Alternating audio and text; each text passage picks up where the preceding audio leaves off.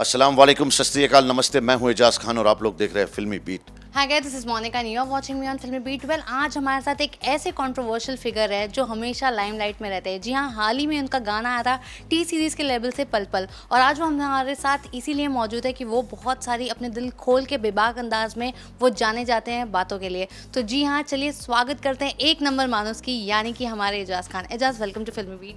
Thank you. कैसी हैं आप? ठीक है, आज सबसे पहले कॉन्ग्रेचुलेशन, पल पल गाना लोगों को काफ़ी पसंद आ रहा है, क्या कुछ कहना चाहोगे? सबसे पहले मैं शुक्रिया करना चाहूँगा मेरे फैंस का। और मेरे फैंस नहीं है, मेरी फैमिली है ये। बहुत प्यार करते हैं। और 4 दिन में 6 मिलियन, बहुत बहुत शुक्रिया आप लोगों का। मैं बहुत खुश हूँ। एक के बाद एक आने वाला है। अभी MX प्लेयर पे एक वेब सीरीज़ आ रही है, कॉन्ट्रैक्ट किलर। फिर एक गाना और आ रहा है। फिर नेटफ्लिक्स के साथ कुछ कर रहा हूँ। आप लोगों की दुआ है, काम चल रहा है।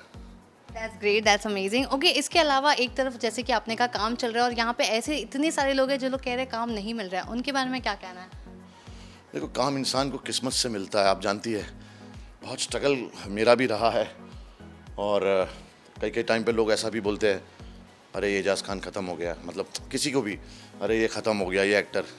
पर एक्टरों का ऐसा रहता है कि आप साल भर भी घर बैठ सकते हैं, 2 साल भी बैठ सकते हैं, 3 साल भी बैठ सकते हैं। तो ये आप पे डिपेंड करता है कि आप कितने पेशेंस में है, आप कितना अपने आप को कंट्रोल रख सकते हैं। क्योंकि रोज़ी और ज़िंदगी और मौत ये अल्लाह ताला के हाथ में है। जब वो तुम्हें देगा, वरना एग्जैक्टली। अगर मैं बात करूँ 2020 की, तो ये साल हमने देखा काफ़ी सारे दिग्गज लोग आज हमारे बीच नहीं हैं। इरफान खान हो गए, ऋषि कपूर हो गए, काफ़ी सारे लोग गए हैं। In fact for that matter Sushant Singh Rajput, जो इसका केस अभी भी बहुत बेपीचदा है। उसके बारे में क्या कहना है आपको कि 2020 को, बॉलीवुड को किस तरीके से आप देखते हो? 2020 तो सब कुछ ले गया लोगों का। लेकिन जो बहुत कुछ सिखा के भी गया। कौन तुम्हारा अपना है, कौन पराया है। 2020 के पहले हम लोग, बहुत सारे लोग हिंदू मुस्लिम थे। अभी हम वापस एक हो रहे हैं। समझ आ रही है। जब बिजली का बिल, कोरोना से ज़्यादा लोग भरोना से मर रहे हैं। बिजली का बिल भरो ना, बच्चों की फ़ीस भरो ना, घर का भाड़ा भरो ना, गाड़ी का इंस्टॉलमेंट भरो ना, मोबाइल का तो भरोना में लोग मर गए कोरोना से ज़्यादा। अब मैं क्या कहूँ, जितना बेबाक मैं बोलता था, मैं बोलता हूँ। अब बहुत सारे लोग बोलने लगे हैं। पहले मैं अकेला बोलता था, लेकिन अब ऐसा लगता है कि मैंने जो काम शुरू किया था वो अंजाम पे पहुंच चुका है। बहुत सारे लोग बोलते हैं, तो अब मैं काम कर रहा हूँ, लोगों की मदद कर रहा हूँ, आराम से बैठा हूँ। एजाज, इसी टॉपिक पे मुझे आपसे पूछना था कि जैसे हम एक तरफ देखते हैं कि बॉलीवुड में इस तरफ जिस तरीके से बॉलीवुड माफिया की अगर मैं बात करूँ तो वो चीज़ें चल रही हैं, कहीं ना कहीं अभी एक एक ड्रग्स के खुलासे हो रहे हैं। सुशांत का केस कहाँ से चालू हुआ था, इस वक्त कहाँ पहुँचा है। बॉलीवुड में ड्रग्स पार्टी और ये सारी चीज़ों पर आपका क्या टिप्पणी है, आपको क्या कहना है? क्या आप कभी ऐसे पार्टी में शामिल हुए थे, या कभी आपने देखा था लोगों को ड्रग्स लेते हुए? एक बार तो इनफैक्ट आपका भी नाम ड्रग्स के स्कैंडल में आया था, क्या कुछ कहना है आपको इसके बारे में? देखो, मुझे तो ड्रग्स में फंसाया गया था और सबको पता है। ऐसी बॉडी लेके आदमी ड्रग्स तो नहीं कर सकता है ना। ड्रग्स करने वाले लोग कैसे होते हैं उस शक्ल देख के ही पता चलता है। खैर, मैं ये कहूँगा कि मैंने तो कभी बॉलीवुड में ऐसा नहीं देखा कि लोग ड्रग्स पार्टी कर रहे हो, ये कर रहे हो। I have not seen it. और कहीं ना कहीं सुशांत ऊपर से देख रहा होगा कि मैंने जो मुहिम को शुरू किया था, जस्टिस फॉर सुशांत। आप मुझे देख रही होगी, मैं कहीं भी नहीं हूँ सोशल मीडिया में। मीडिया मुझे फ़ोन करती है, डिबेट में मैं कहीं नहीं बैठ रहा हूँ, सिर्फ इसलिए कि I think I kind of hate media. And सबसे ज़्यादा मैं अर्नब गोस्वामी से नफ़रत करता हूँ। सुशांत के फ़ैन, अगर तुम्हें ऐसा लग रहा है कि अर्नब ने सुशांत को जस्टिस दिलाया है, तो ये तुम्हारी गलत फहमी है। अर्नब ने सुशांत को बदनाम कर दिया। अर्नब ने ये बता दिया दुनिया को कि सुशांत ड्रग करता था, ये करता था। क्या सुशांत ये करता था? मैंने तो कभी नहीं देखा। तो एक आदमी जो ऊपर चला गया है, उसकी मौत का मजाक बना के, अर्नब तुझसे एक सवाल करता हूँ मैं, मुझे तेरी शक्ल तो बहुत गंदी लगती है और तू इंसान भी बहुत गंदा है। एक रेप हुआ है बड़ी बुरी तरह से, उस पर तू चीख चीख के 1 महीना करके दिखा मेरे को। जिस तरह सुशांत के नाम पे तू बॉलीवुड वालों के नाम ले लेके वो करता है, उस तरह नेताओं के नाम ले। तू चोर है अर्नब। तू सिर्फ हिंदुस्तान के बच्चों का फ्यूचर खराब कर रहा है। तू सिर्फ हिंदुस्तान के बच्चों को गुमराह कर रहा है। तू सिर्फ किसी का पालतू भाव भाव है और कुछ नहीं है तू। एक बात याद रखना, ये जो तू कर रहा है ना, देश तुझे पलट के जवाब जरूर देगा। ये देश है, अंग्रेजों की गुलामी करता है, लेकिन जब वक्त आता है ना तो लकड़ी लेके अंग्रेजों को मार मार के भगाता है। ये वो देश है हिंदुस्तान। हिंदू मुस्लिम सिख ईसाई इस देश के पिलर है। तेरे जैसा खोखला आदमी इसको हिला नहीं पाएगा। याद रखना, लड़की का रेप हुआ है, उसकी जबान काट दी गई, उसका मुंह काट दिया गया, उसको जान से मार दिया गया, उसकी बॉडी को जला दिया गया। करके बता इस पे डिबेट, बिठा नेता लोगों को, फिर मैं तुझे मानूंगा कि तू मर्द है, वरना मेरे लिए तो तू टींग टींग, समझा ना। एग्जैक्टली ऐसे बहुत सारे केसेस आए हैं। इनफैक्ट अगर मैं बात करूँ तो किसान बिल पास हुआ, उस पर भी किसान लोग जो है किसान इस देश की रीढ़ की हड्डी है, उसके लिए उसने डिबेट नहीं किया। सूट पहन के बैठ जाता है, सामने लिखा रहता है, यहाँ से बोलता रहता है, मतलब मुझे तो तू सीरियसली। ओके एंड अगर मैं बात करूँ तो इस प्रोटेस्ट को कहीं ना कहीं स्टार्ट किया था कंगना रनौत ने, जिनका बीएमसी ने उनका घर तोड़ दिया, ऑफिस कंगना तोड़ को पैसा दिया गया है। कंगना ने 150-200 करोड़ रुपए किसी पॉलिटिक्स पार्टी से लिया है। मैं नाम नहीं लूँगा, अब मैं थोड़ा बोलने में समझदार हो गया हूँ।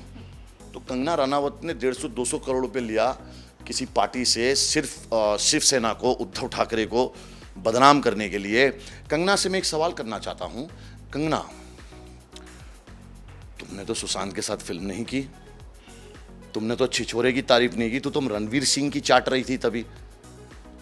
गली बॉय बहुत अच्छी फिल्म है, बेटर फिल्म है, क्योंकि तुम चटोरी हो, तुम एक नंबर की चटोरी हो कंगना। सब लड़कियां तुम्हारी इज्जत नहीं कर रही, क्योंकि क्या है कंगना, ये सोशल मीडिया के हम बादशाह हैं। सोशल मीडिया पे सच और झूठ छुपता नहीं है, यहां पे सब सामने आ जाता है। कहां हो तुम? वुमन राइट्स के लिए तुम इंसाफ मांग रही थी ना, कहां गई झांसी की रानी? जा मिल जाके मनीषा के माँ बाप से, मांग इंसाफ। कहां है तू? वीडियो नहीं आया तेरा तैयार होके, हाँ स्मोक वॉक करके तू बैठती है बिल्कुल एकदम। कंगना थोड़ा शर्म करो यार, थोड़ी शर्म करो। अगर तुम इस लड़की के लिए नारे लगाती ना तो एजाज खान तुम्हारे पीछे खड़ा होता, लेकिन तुमने सुशांत सिंह को तो तुम जानती भी नहीं थी। हम जानते हैं सुशांत को। जस्टिस फॉर सुशांत को इन्होंने कहाँ ले जाके, कमाल करती हो हाँ तुम। ओके सो अगर मैं आपको पूछूं सुशांत की मौत को लेके, आपके हिसाब से आपको क्या लगता है, वो सुसाइड था, होमिसाइड था, मर्डर था, आपको क्या लगता है? और रिया जिसको लोग कह रहे हैं कि इनको फांसी की सज़ा दी जाए, ये किया जाए, आपको क्या लगता है रिया भी क्या कल्प्रिट है? आपको पूरे सुशांत के केस में आपको क्या यार इसमें मैं बहुत बार बोल चुका हूँ, अब मैं इसमें बोलना ही नहीं चाहता हूँ, तुम्हारी कसम। इट इज़ लाइक पूरी मीडिया का घर इस पे चल रहा है। मीडिया वालों, एक बात तुम्हें ये भी बता दूं मैं कि तुम्हारी भी बेटियां माइक ले लेके रातों को घूमती है। याद रखना, तुम्हारी बेटियां भी माइक लेके रातों को अकेले घूमती है, एक पतले दुबले कैमरामैन के साथ। खुदा ना करे अगर मनीषा के जैसा उनके साथ हो जाएगा, तब भी तुम यही करोगे जो तुम अब कर रहे हो। खैर सब मर चुके हैं, मैं जानता हूं। जमीर मर चुके हैं, लोग मर चुके हैं, किसी को किसी के पेन का एहसास नहीं है। ठीक है, मनीषा का रेप हुआ है ना, हमारा क्या, लेकिन वो दिन दूर नहीं है जब तानाशाहों का राज चलेगा, घर से निकलना मुश्किल हो जाएगा। सोशल मीडिया से लोग अच्छाइयाँ भी फैला सकते हैं। मैं जानता हूँ तुम लोगों के हाथ में कुछ नहीं है, तुम्हारा मालिक जो बोलता है तुम्हें वही करना है, घर चलाना है, घर में बच्चों को खिलाना है, लेकिन क्या ऐसी रोटी अपने बच्चों को खिला के बड़ा करना चाहते हो? याद रखना। बाकी तुम्हारी मर्जी है, जो टाइटल तुम देते हो लोगों को, ये वो, जिस दीपिका को तुम इतनी इज्जत देते थे उसको इतना बदनाम कर दिया। क्यों? वो किसी की बेटी नहीं है। क्यों रिया किसी की बेटी नहीं है? बेटी बचाओ बेटी पढ़ाओ, क्यों? कंगना बेटी है। आई एम डैम श्योर रिया से और दीपिका पादुकोण से, दोनों से नीचे लेवल पे है कंगना हर चीज में, क्योंकि हम बॉलीवुड से हम जानते हैं। क्योंकि क्या होता है, मैं कंगना को बदनाम नहीं कर रहा हूं, लेकिन कि कंगना ने क्या किया यार। तुम अपना फ्रस्ट्रेशन निकाल रही हो कंगना। जब एक लड़की को उसका बॉयफ्रेंड छोड़ देता है तो वो कितनी कलकली हो जाती है, वो तुम हो कंगना, वो तुम हो। तुमने, एक शख्स ने तुम्हारे साथ कुछ किया, उस शख्स के बदला तुम पूरे बॉलीवुड से लेना चाहती हो, जो कभी होगा नहीं Kangana. And you are out of Bollywood. चला के दिखाना अब तुम्हारी फिल्म, हम भी देखना चाहते हैं कि तुम्हारी फिल्म कितने करोड़ का बिजनेस करती है कंगना, क्योंकि नेगेटिविटी कभी चल नहीं सकती। तुम झांसी की रानी नहीं हो कंगना। अपने ट्विटर वालों को बोलो, ये जो पैसे देके जो ट्वीट करवाती हो 1,000 2,000, मैं तुमको ये भी बता दूं ऑडियंस, आज ये सारे जो लोग हैं ना, बड़े बड़े नेता, बड़े बड़े हीरो, बड़ी बड़ी कंगना है, ये सब ट्विटर पे पैसे खरीदते हैं, उससे ट्रेंड करवाते हैं। क्या आपके पास टाइम है इन लोगों के लिए ट्रेंड करने को? आपके पास खाने को पैसा नहीं है, आपके माँ बाप परेशान हैं, आप लोग परेशान हो, लेकिन ये लोग ट्रेंड करवाते हैं पैसा देके। Trending number 1, trending number 2। अरे ट्रेंडिंग नंबर 1 होना चाहिए ये जो रेप हुआ इस लड़की का, इतनी बुरी तरह से उसको मार के। लेकिन कंगना जी चुप है, हिमाचल में बैठी है, कहीं बैठी होंगी। अब वीडियो नहीं आया तुम्हारा, क्यों कंगना जी? कभी मिलिएगा हमें कंगना जी आप। औरत और मर्द का डिफरेंस आपको समझ में आ जाएगा। आपको कोई मर्द नहीं मिला जो आपको मुंह पे बोल सके कि कंगना जी आप झांसी की रानी नहीं है। इतनी बड़ी शख्सियत के साथ अपने आप को कंपेयर ना करिए। एग्जैक्टली। एंड एक और चीज़ें मैं पूछूं तो हाल ही में खान्स की अगर बात करूं तो तीनों खान्स को रिपब्लिक नहीं, अगर मैं बात करूं तो कहा है कहीं ना कहीं वो भी इस वक्त चुप है, स्पेशली सलमान खान जो बिग बॉस है उनका सुशांत के मौत से कोई बताओ, लेना कुछ देना बोलने से आपकी माँ को गालियां दी जाती है, आपके परिवार को गालियां दी जाती है, ये दी जाती है। आज सोशल मीडिया ये हो गया है, बस उंगलियां चला रहे लोग। अरे वो तीनों खान क्यों बोलेंगे? अक्षय कुमार क्यों नहीं बोल रहा है?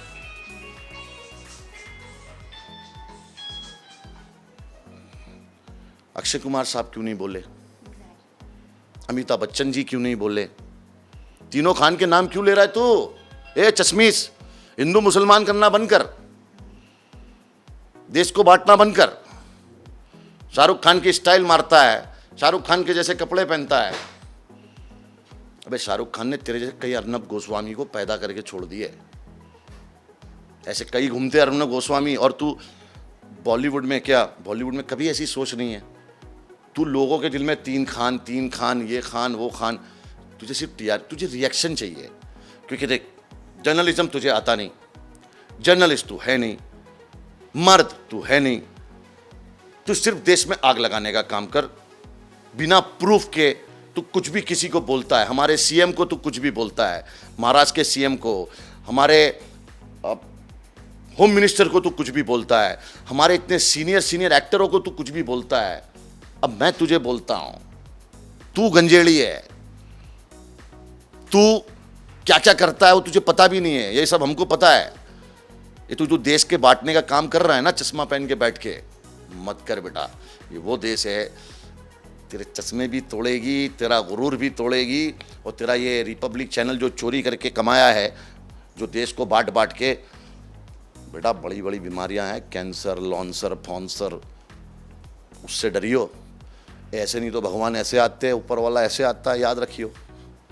एग्जैक्टली। और इजाज़ एक और चीज़ है, जैसे कि बिग बॉस पे काफ़ी ज़्यादा इसका हैम्पर हो रहा है, क्योंकि लोग जो हैं वो बिग बॉस बॉयकॉट करने की बात कर रहे हैं कहीं ना कहीं, जस्ट बिकॉज कहते हैं कि शो के होस्ट जो हैं वो सलमान खान है इसलिए। तो आपको क्या लगता है ये सीज़न में बिग बॉस क्या वाकई अच्छा टीआरपी नहीं मिलेगा? देखिए ये जो सोशल मीडिया है ना, ये लोग नहीं है। आप सोशल मीडिया को भारत देश की सोच से ना जोड़े मैडम। क्या आपकी अम्मी है ट्विटर पे? आपके डैडी है इंस्टाग्राम पे? वो है असली लोग। वो घर बैठते हैं, वो टीवी देखते हैं, और वो ये नहीं देखते कि हमें हिंदू देखना है या मुसलमान देखना है या ये देखना है। वो अपना एंटरटेनमेंट देखते हैं। अगर उन्हें बिग बॉस अच्छा लगा वो देखेंगे, उन्हें नहीं अच्छा लगा वो नहीं देखेंगे। ये खाली खाली चोंचले हैं लोगों के सोशल मीडिया पे। ये रोड पे क्यों नहीं आते? देखो हमारा भारत देश लंगड़ा लूला हो चुका है, हम बहुत पीछे हो चुके हैं, हमें लूट लिया गया है। कोई बात नहीं, अभी नहीं, तुम और आगे जाके समझोगे। अभी तो सिर्फ कटोरा थामा है, अभी निकल के भीख मांगना बाकी है। तब समझ में आएगा तुम लोगों को कि कोई हिंदू मुसलमान नहीं होता, सिर्फ इंसान होता है। जब हॉस्पिटल जाते हैं तो डॉक्टर ये नहीं पूछता कि आपका नाम क्या है, डॉक्टर सीधा ही पूछता आपको तकलीफ क्या है। और आपकी बीमारी के लिए वो ये नहीं बोलता हिंदू का खून लाना या मुसलमान का खून लाना, क्रिश्चियन का लाना, ईसाई का लाना। मेरे यारो, मेरे प्यारो, तू हिंदू है, मैं मुस्लिम हूँ, हम दोनों हैं इंसान। मैं पढ़ लूँ तेरी गीता, तू पढ़ ले मेरा कुरान, और हम दोनों के दिल में यही होना चाहिए अरमान के एक थाली में खाना खाए सारा हिंदुस्तान। मेरे यारो, हमको बांटा जा रहा है। बहुत सही कहा आपने, बहुत अच्छी सोच है आपके। साथ में अगर मैं बोलूँ तो ये सीज़न हमने देखा बिग बॉस का कि गौहर खान भी आई है जो आपके सीज़न में भी थी, वो भी इस सीज़न घर में आई है। तो क्या बिग बॉस 14 देखने वाले हो? लाइक थोड़ी भी शायद माइट भी आपके सीज़न का कुछ रिफ्लेक्ट हो जाए। मैं देखता रहता हूँ क्योंकि आजकल सोशल मीडिया पे सब दिखता है। टाइमिंग पे नहीं देख पाता हूँ लेकिन मैं देखता रहता हूँ। वो शो से मुझे बहुत फ़ैन मिले हैं, बहुत प्यार मिला है, बहुत इज्जत मिली है। मैं जाता नहीं हूँ बिग बॉस में क्योंकि जब बुलाया था मुझे तब मैं बिज़ी था। अब वो लोग अगर मुझे बुलाते हैं तो मैं एज ए गेस्ट जाके क्या बोलूँ, क्योंकि मैं अपने आप को उस लायक नहीं समझता हूँ कि मैं जाके किसी को जज करूँ। हर आदमी का अपना गेम रहता है, हर आदमी का अपना एक टेम्परामेंट रहता है, एक माहौल रहता है। हिंदुस्तान कर क्या रहा है पता है? सब जज कर रहे हैं एक दूसरे को। अबे खुद को जज करना शुरू कर दिया ना, हिंदुस्तान नंबर 1 पे आ जाएगा। लोग करते क्या है, सुबह उठ के अपने आप को आईने में देखना और अपनी शक्ल देखना, उसके बाद ये सोचना कि क्या तुम किसी को जज करने लायक हो। ये सोचना, सिर्फ किसी के बारे में कुछ भी बोलना आसान है। बोलो ऐसे इंसान के बारे में, अर्नब गोस्वामी जैसे बारे में बोलो। ये चिल्ला चिल्ला के हमें बेवकूफ़ बना रहा है, इसने किसानों पे डिबेट नहीं किया। इसके चैनल को खोल लो, इसके रिपोर्टर यूं ऐसा ऐसा करके रिपोर्टरों की इज्जत नहीं बची इनके वजह से। मतलब बेशरम, कसम खुदा की। हिंदुस्तान जर्नलिज्म को इन्होंने बदनाम तो छोड़ो, गायब कर दिया है कि लोग बोलते जर्नलिस्ट, अरे दूर रहो इससे। आई डोंट नो क्या हो रहा है, लेकिन देश नीचे जरूर जा रहा है और अलग लेवल पे नीचे जा रहा है। अब ये हमारे हाथ में है, मुझसे जितना हो सकता है। अभी हमारी दोस्त है रिपोर्टर, इसका फ़ोन आया तो हम आ गए। हमने सोचा ये नेगेटिव टाइटल नहीं डालती है, जो है वही दिखाएगी, और ना हम रिपोर्टरों को इंटरव्यू देना बंद कर दिया। हम क्यों दें? हम हमारा काम कर रहे हैं। मैं एक्टर हूँ यार, ये मेरा काम नहीं है। लेकिन कहीं ना कहीं मुझे अंदर फील होता है कि यार काय के सुपरमैन, क्यों फिर ऐसी टी शर्ट पहनना, क्यों सोचना अपने बारे में कि तुम हीरो हो। हीरो जैसे काम तो करो, लोगों की मदद करो, लोगों की हेल्प करो, अपनी आवाज़ उठाओ इनजस्टिस के खिलाफ। भाई हमारे देश को आज़ाद करने में सिर्फ हिंदू या मुसलमान नहीं थे, सब थे। और देखो भगवान ने कैसा प्लान किया होगा, ऊपर वाले ने, अल्लाह ताला ने, जो आप जिसमें मानते हो उसको मैं कह रहा हूँ, कि उन्होंने कैसा प्लान किया होगा कि एक अशफाकुल्ला खान था, एक भगत सिंह था, एक सुखदेव था, एक राजगुरु था, एक चंद्रशेखर आज़ाद था, एक मौलाना अबुल कलाम थे, एक गांधी था। ये तो प्लानिंग था ऊपर वाले का। अब ये समझना कि जिनने महात्मा को मारा वो सरकार चला रहे हैं, बाकी तुम्हारी मर्जी है।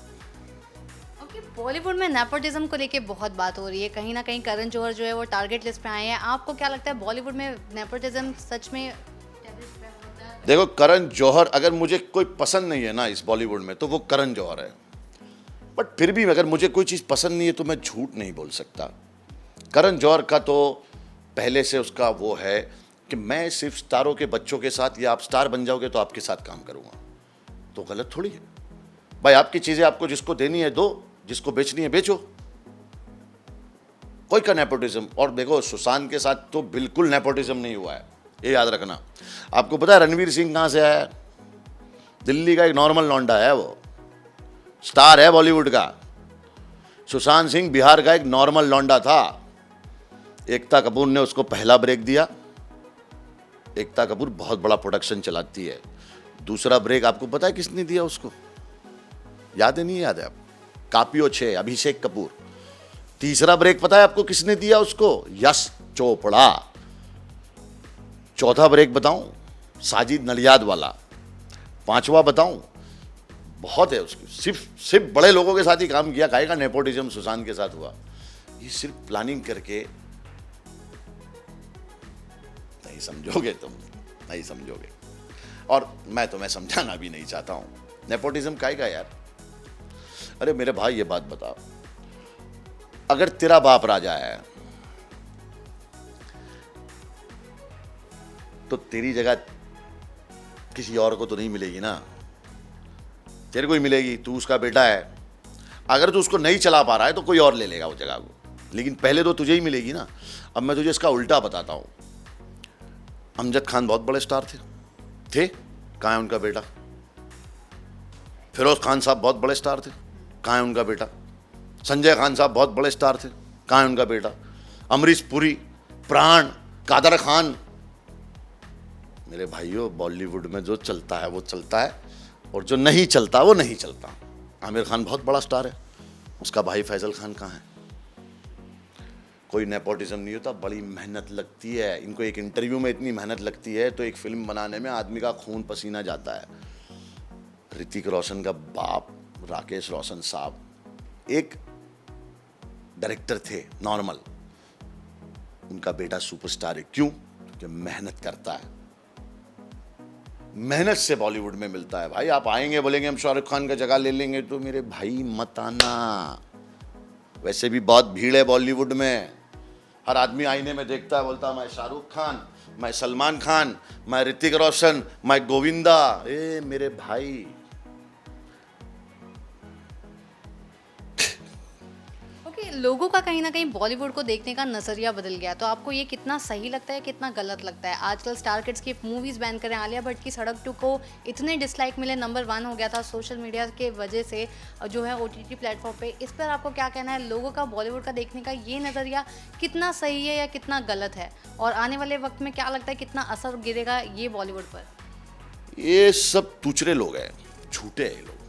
वो पिक्चर ही अच्छी नहीं थी मैडम, पिक्चर ही बुरी थी वो। अब मैं इनको बोलता हूं कि तुम्हारे सबसे बड़े दुश्मन, जिसको तुम दुश्मन समझते हो, उसका नाम है करण जौहर। उसकी फिल्म आ रही है दिवाली पे, जिसमें तुम्हारे पापा हीरो है, अक्षय कुमार साहब। फिल्म का नाम है सूर्यवंशम। नहीं देखोगे?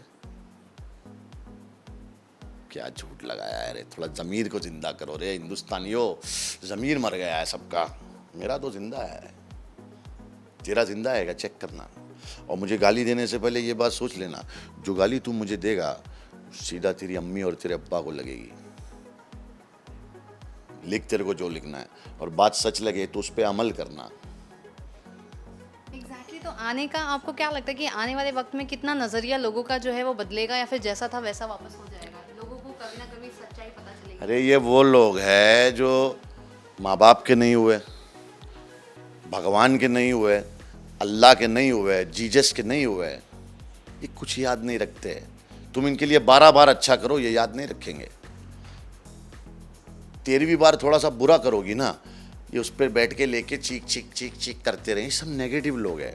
पॉजिटिव आदमी के पास सोशल मीडिया पे आने का टाइम नहीं है, वो अपनी ज़िंदगी में खुश है, वो अपने दोस्तों से ही सोशल मीडिया पे बात करते हैं। ये बेचारे इतने नेगेटिव है, इतने परेशान है, यूट्यूब पे यहाँ पे वहाँ पे सिर्फ गालियाँ लिख रहे हैं एक दूसरे को। अब आप देख लीजिए कितने नेगेटिव हो सकते हैं। आप किसी को गाली देंगी जिसको नहीं जानती है? बेचारे बीमार है। कैंपेन चलना चाहिए गेट वेल सून, या तो 20 दिन के लिए सोशल मीडिया बंद कर दो देश के अंदर, चैनल वालों को, सब रिपोर्टरों को जेल में डाल दो, बिग बॉस जैसी जेल बनाओ, भले इनको अंदर खाना पीना ये वो सब दो, 20 दिन में देश बदल जाएगा। चैलेंज करता हूँ। ओके, एंड इसके अलावा अगर मैं पूछूं अनुराग कश्यप और पायल घोष में, जहाँ पे पायल घोष ने अनुराग कश्यप पे मीटू लगाया, कोई उनके सपोर्ट में नहीं आ रहा है, आपको क्या लगता है ये मीटू जो है स्टंट है, या सच में पायल घोष के साथ ऐसा कुछ हुआ रहेगा? और अनुराग कश्यप क्या है कि पायल घोष का जो पहला वीडियो देखा ना, उसी में वो बड़ी फेक हमें लग रही थी। स्पेलिंग मिस्टेक, बोलने का, क्योंकि आदमी जब झूठ बोलता है ना तो कैमरा पकड़ लेता है। हम तो कैसे देखते हैं, देखो अभी हम जो बोल रहे हैं वो हमसे रिपोर्टर भी एग्री कर रही है, क्योंकि इसको पता है हम सच बोल रहे हैं। जैसे ही हम झूठ बोलने लगेंगे, ये कैमरा जो है ये 100 करोड़ हिंदुस्तानी है, ये पकड़ लेता है। तो पायल जी आके इतना झूठ बोल रही थी अनुराग के बारे में। और हमको सबसे बड़ी बुरी बात ये लगी कि जिसको औरत को अपनी इज्जत प्यारी होती है ना, वो दूसरी औरतों की इज्जत नहीं उछालती। तो उसने उस वीडियो में खुद ही को इतना गिरा लिया। उसमें उसने रीचा चड्ढा, हुमा कुरैशी, इन पे डायरेक्ट लांछन लगा दिया। तो इसका मतलब आप औरत ही नहीं हो, आप एक प्लानिंग की हुई एक लड़की हो जो आके पता नहीं क्या क्या माहौल ख़राब करना चाह रही हो। क्योंकि अनुराग कश्यप बीजेपी के खिलाफ बोलता है, देश में आवाज़ उठाता है, मुझे पसंद नहीं है। वो झूठा आदमी है। झूठा यानी कि कैसा आदमी है कि जो प्रैक्टिस करता है वो प्रीच नहीं करता है। मैं उसको पसंद करता हूँ Anurag, man to man. I am the, जिस दिन काम करेगा इंशाल्लाह, क्योंकि देख काम तो मेरा बहुत अच्छा था, तूने मुझे निकाला भी काम करके, मैंने काम किया तेरी फिल्म में, चेंज किया तूने मुझे, ठीक है। मुकेश छाबड़ा भी उसमें, मुकेश छाबड़ा खुद मेरे को ये दोनों सॉरी भी बोले कि we are sorry because I am doing better than the main actors. मेरा रोल बड़ा अच्छा था, जो आपने देखा वो स्केट गेम में बंटी का जो रोल था लंगड़ा, वो मुझे मिला था। हाँ, तो मुझे निकाल दिया गया बिकॉज आई वॉज, बम्बैया पे मेरी पकड़ है, लैंग्वेज है मेरी। खैर वो सब छोड़ो, बट देख मैं तेरी साइड ले रहा हूँ बिकॉज तू सही है। उस तरह तुझे भी मेरी साइड लेनी चाहिए उस टाइम पे, जब मुझे रोल से निकाला जा रहा था as a director, as a man, कि नहीं किसी के प्लस के लिए उसको नहीं निकाल सकते, माइनस के लिए निकाल देता तो ठीक था। अगर मुझे एक्टिंग नहीं आती, अगर मैं अच्छा नहीं दिखता, मेरी आवाज़ अच्छी नहीं है, तो मुझे निकाल सकता था। खैर वो छोड़ो, लेकिन अब तो सब कुछ पब्लिक ही हो गया है, तो ऐसे ही पूछ रहा हूँ मैं तुझे। मुझे पता है कि तूने ऐसा कुछ नहीं किया, you are a nice guy, but यार फिर जो प्रीच कर रहे हो उसको प्रैक्टिस भी तो करो यार मेरी जान। इरफान खान की कब्र को लेके भी हेडलाइंस आई थी, उस पर आपका क्या कहना है कि उनकी कब्र के बारे में? नहीं, वो मैं आप चाहूँगा कि उनके कब्रिस्तान आप जाइए और आप प्लीज़ पूछिएगा। ये आपको उनको पूछना पड़ेगा कि ये कब्र किसने बनवाई। ये कब्र पे मैं अपनी माँ के लिए रोज़ कब्रिस्तान जाता हूँ डेली। तो ऐसे ही अब मैं क्या है, मेरी नेकी चली जाएगी। आप वहाँ जाके आप पूछना, तो ये जितने झूठे लोग हैं वो आपके सामने आ जाएंगे। बट आप जाना ज़रूर, इट्स अ बिग न्यूज़। जो बड़े बड़े लोग दावे करते हैं, हाँ जी, वो आपको वहीं से पूछना पड़ेगा ना, जो कब्रिस्तान में लोग हैं। मैं अपने मुंह से क्या बोलूँ। ऑलराइट। एंड इसके अलावा इजाज़ एक और चीज़, जैसे कि अभी आपने कहा कि ऑब्वियसली नेक काम करते हो तो फिर उससे खुद के मुंह से बढ़ाई नहीं करते, लेकिन एक तरफ हम देखते हैं कि जैसे बॉलीवुड को लोग जो है अभी सीधा लांछन लगा रहे हैं। जैसे शर्लीन चोपड़ा ने हाल ही में कहा था कि वो केकेआर के पार्टी में थी आईपीएल के टाइम पे बहुत साल पहले, और वहाँ पे उन्होंने देखा कि जो ए लिस्टर्स हैं और उनकी बीवियाँ, क्रिकेटर्स की बीवियाँ वॉशरूम में ड्रग्स ले रही थी, और आम पार्टी में ऐसे ट्रे में ड्रग्स सर्व होता है। इन सारी चीज़ों अरे शर्लीन चोपड़ा दिमाग से पागल है बेचारी। देखो, अगर एक सच्ची औरत होगी वो दूसरी औरतों को जज नहीं करेगी। औरतों का डिफरेंस बता दूं मैं आपको, औरत में और एक डिस्ट्रॉयर वुमन में बहुत फर्क होता है। शर्लीन चोपड़ा क्या हिंदुस्तानी औरतों को सिखाना चाह रही है? आप उसके इंस्टाग्राम पे, उसके सारे आईडी पे जाके देख सकते हैं कि वो हिंदुस्तान के फ्यूचर को बनाना क्या चाह रही है। वो सीधा की सीधा लड़कियों से ये कह रही है कि पॉर्न स्टार बन जाइए। क्या आप बताइए, हिंदुस्तान की सभ्यता में रोज नंगा होकर अपने आप को दूसरों के सामने पेश करना, ये हमारी हिंदुस्तान की सभ्यता है? बताइए आप, क्या आप देश को ये सिखाना चाहती है? आप कर क्या रही हैं? आप खुद जो बोलते हैं ना, जिनके घर शीशे के होते हैं वो दूसरों के घर पे पत्थर नहीं मारा करते। अब तक आप कहाँ थी? और आप जो काम कर रही हैं, आई डोंट थिंक सो कि बॉलीवुड में ऐसा कुछ होता है, क्रिकेटर लोग ऐसा करते हैं, ये सब करते हैं। क्या होता है कि कांच के घर पे पत्थर नहीं मारोगे ना तो आवाज़ नहीं आएगी। अब इनके पास कोई काम तो है नहीं, बॉलीवुड इन्हें पूछता नहीं, तो ये बैठ गए। कि भाई अब आके हम बताते मैं थी वहाँ थी, कहाँ थी तुम, कहाँ थी। प्लास्टिक सर्जरी कराने से कोई स्टार नहीं बन जाता है। स्टार बनने के लिए सच्चाई और मेहनत और ईमानदारी लगती है। और एजस लास्टली जाने से पहले मैं आपसे पूछना चाहूँगी कि आपने ये लॉकडाउन में क्या क्या चीज़ें देखी, क्या क्या सीखे और कितना नेगेटिविटी हटा है, कितना पॉजिटिविटी आया है, और साथ ही में कितना पॉजिटिविटी पहले था और कितना नेगेटिविटी आपको महसूस हुआ है, क्या कुछ कहना चाहोगे ये लॉकडाउन में आपने क्या क्या चीज़ें सीखी? मैंने सीखा नहीं, मैंने किया। मैंने लॉकडाउन के अंदर रोज़ सुबह से लेकर रात तक जिनके घर खाना नहीं था उन्हें खाना भिजवाया, जिनके पास दवाइयाँ नहीं थी उन्हें दवाइयाँ भिजवाई, जिनके पास पैसे नहीं थे उन्हें पैसे देने की कोशिश की। और ये सब मैंने वीडियो के जरिए किया ताकि मुझे देख के 4 लोग और लोगों की मदद कर सके। नेगेटिविटी मेरे अंदर है ही नहीं। मेरी माँ मुझे हमेशा सिखाती थी पॉजिटिविटी। अल्लाह में बिलीव करता हूँ, उसके आगे झुकता हूँ, उससे डरता हूँ, उसी से मांगता हूँ और वो देता है। पर उसके और तुम्हारे बीच में एक तार है, जो तार उसके और तुम्हारे बीच में जुड़ा हुआ है और जिसमें पॉजिटिविटी बड़ी ज़रूरी है। अगर मैं ये चाहता हूँ कि मुझे पावर आए तो मैं ये लोगों का ये करूँ तो पावर नहीं मिलेगा। सच्चाई का रास्ता थोड़ा लंबा है लेकिन खाली है, आपको मिलेगा। और पॉजिटिविटी इज़ की। आप दूसरों का अच्छा सोचिए, आपका अच्छा ही होगा। आप किसी को, आपको अच्छा फील करना है ना, आप किसी फ़कीर को 10 रुपये दे के देखिए, एक वड़ा पाव खिला के देखिए, आपको अच्छा फील होगा। आपको ऐसा लगेगा मैं इंसान हूँ। बाकी तो लोग चल ही रहे। देश में माहौल तो आप देख ही रही है। राम मंदिर, बाबरी मस्जिद। एक बात बताइए, क्या हमें मस्जिद और मंदिर की ज़रूरत है? हमें अस्पताल की ज़रूरत है, हमें स्कूल की ज़रूरत है, हमें खाने की ज़रूरत है, नौकरियों की ज़रूरत है। उस पर कभी डिबेट नहीं होगा। राम मंदिर पे होगा, बाबरी मस्जिद पे होगा। बाबर चले गए यार, और यहाँ मुसलमान अपनी मस्जिदों में नमाज नहीं पढ़ रहे, हिंदू अपने मंदिरों में नहीं जा रहे। और लड़ाई किस चीज़ की हो रही है? राम मंदिर का नींव रखा हमने। मेरे भाई, नींव रखने से कुछ नहीं होगा। कौन जा रहा है वहाँ नमाज पढ़ने?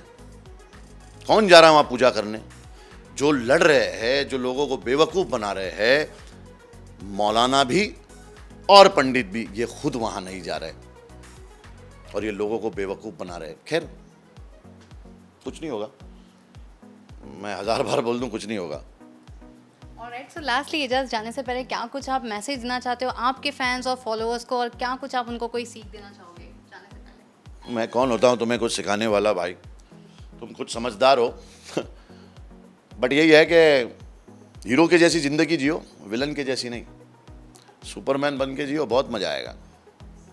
बाकी विलन को सुपरमैन एंड में मारता ही मारता है। तो अगर विलन की टीम में जाना चाहते हो, नेगेटिविटी फैलाना चाहते हो, तो एंड तुम्हारा बहुत बुरा है। शुरुआत में बड़ा मज़ा आएगा लेकिन एंड में फिर पिटोगे। ऑडियंस बाहर निकलते हुए यही बोलेगी कि सुपरमैन ही था। क्या बात। ज़िंदगी जियो तो हीरो के जैसी जियो, हीरो के माफिक। और हीरो कभी भी अपने देश के खिलाफ, अपने दोस्तों के खिलाफ, अपने माँ बाप के खिलाफ, जो सच है उसके खिलाफ कभी नहीं जाएगा, चाहे वो कोई भी हो। सच सच होता है, झूठ झूठ होता है। और एक बात याद रखना कि जो चीज़ भी तुम यूनिवर्स में छोड़ते हो वो कहीं ना कहीं से घूम के तुम पे जरूर आएगी। ये याद रखना, सोचना, लिख लेना। अच्छाई करोगे अच्छाई आएगी। आज कोरोना में मैंने जो लोगों के लिए किया वो अल्लाह ने मुझसे करवाया। लेकिन टी सीरीज से म्यूजिक वीडियो आना, आपको पता है कितनी बड़ी बात है एक एक्टर के लिए। मेरे मालिक ने मेरे को वो गिफ्ट दिया। दूसरा भी आने वाला है, तीसरा भी आने वाला है। MX प्लेयर का वेब सीरीज दिया, नेटफ्लिक्स में दिया।